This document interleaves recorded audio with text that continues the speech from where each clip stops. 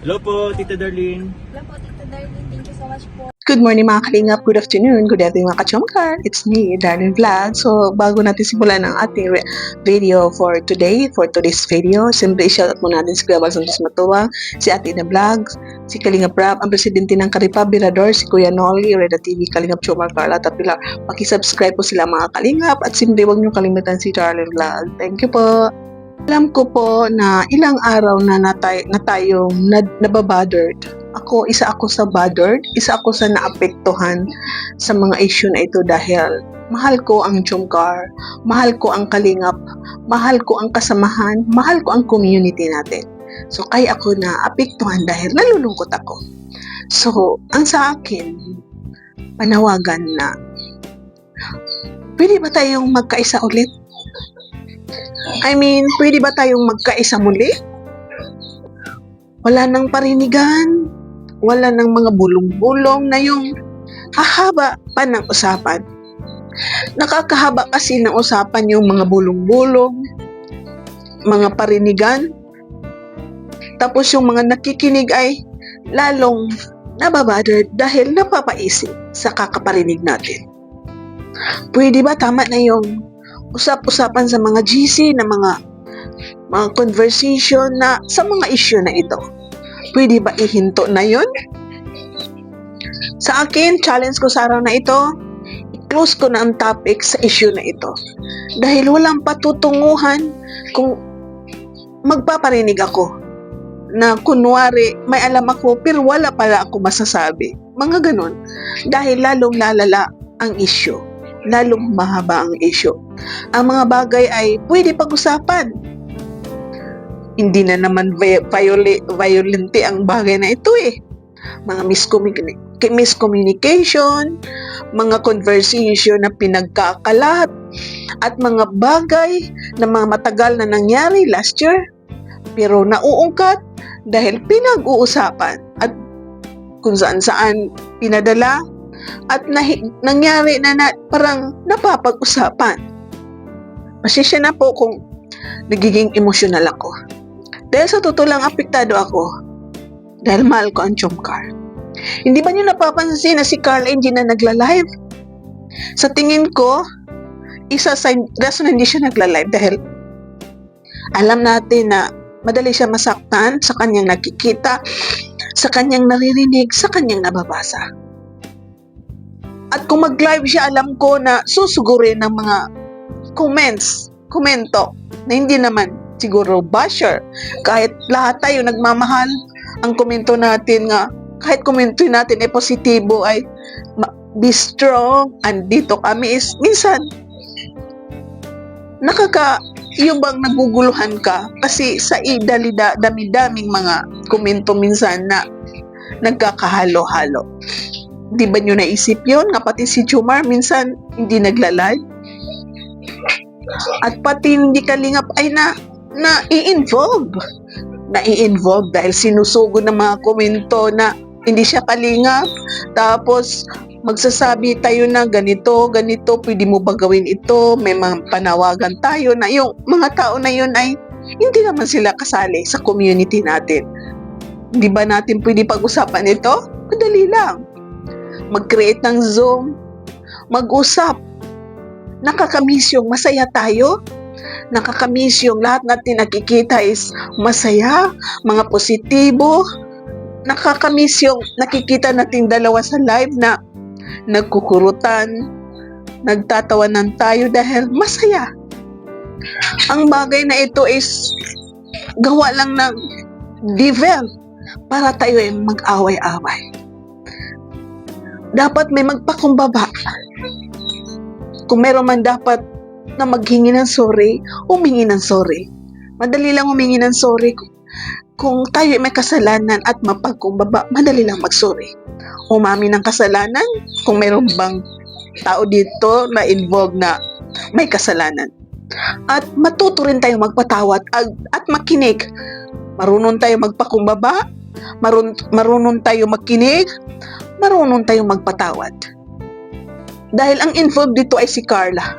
Si Carla, dahil emotional is nasasaktan siya sa kanyang nababasa, sa kanyang naririnig. Alam po natin na parang ilang araw na ito, 1 week na ito. Hindi ba natin pwede na pag-usapan na tigilan na? Tama na? Wala ng mga post, wala ng mga bulong, wala ng parinig. At ang ating mga live is puro kaligayahan, puro yung tama na mga usapan na nakakasaya. Hindi na puro parinig.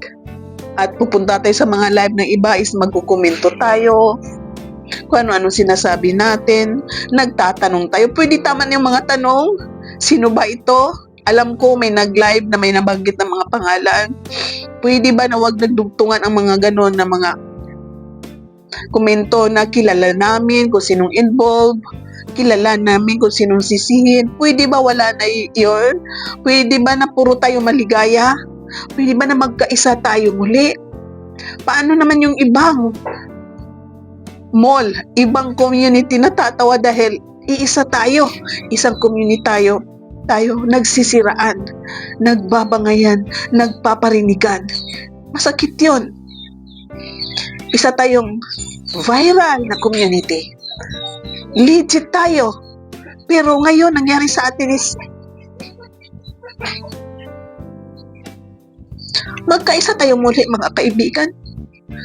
Kaya natin magkaisa muli kagaya kung paano tayo nagsimula. Kung paano tayo nagkaisa nung tayo magsimula. Ibalik na natin yung suporta sa isa't isa. Please, pag-usapan natin ito. Alam ko na malayo ang bawat isa. Mag-create ng Zoom, mag-usap, magpakumbaba, makinig, magpatawad at kalimutan ang lahat. Alam ko na mga bagay na hindi kalimutan, pero pwede kalimutan kung hindi na i-bring up ang mga bagay na nagsisimula ng issue. Sorry po kung ako emotional dahil apektado ako. Dahil may naririnig ako, minsan natatawa ko sa naririnig ko dahil hindi ako makapaniwala.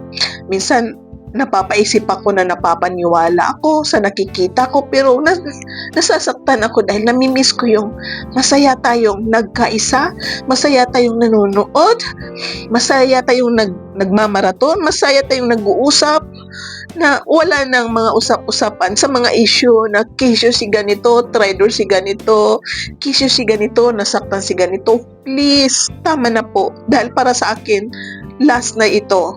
Ayoko nang banggitin ang issue na ito. Kaya sabi ko, manawagan ako, nasamahan niyo ako, isara ang libro na ito, isara ang pinto na huwag na buksan muli. Please, magkaisa po tayo for Jomcar, for Kalingap.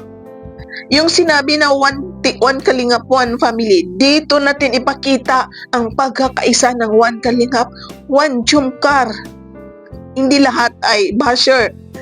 Alam ko na maraming nagkukomento dahil nagre-react, nalulungkot, naapektuhan, lalo na yung mga senior citizen, mga supporters natin sa ibang bansa, na walang alam kundi makarinig lang ng mga usap-usapan at mga bulong.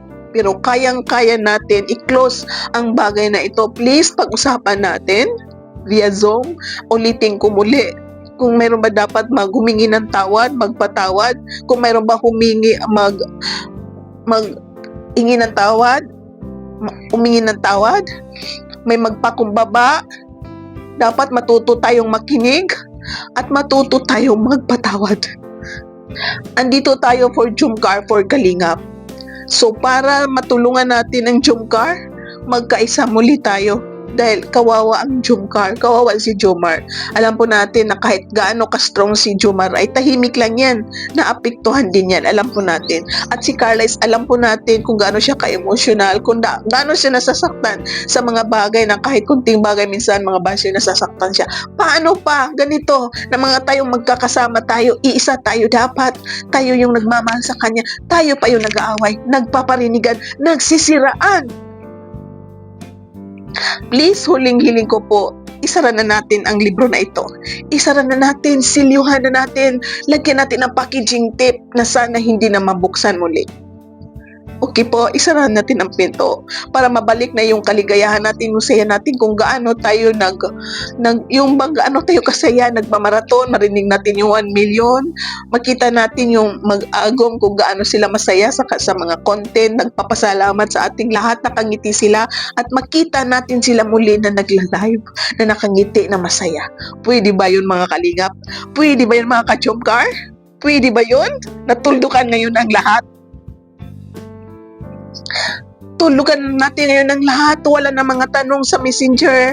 Wala ng mga usap-usapan. Huwag na tayo mag-overthink. Huwag na natin pag-usapan na magbulong pa tayo at magparinig at magtanong sa mga live. Huwag na tayo mag-comment.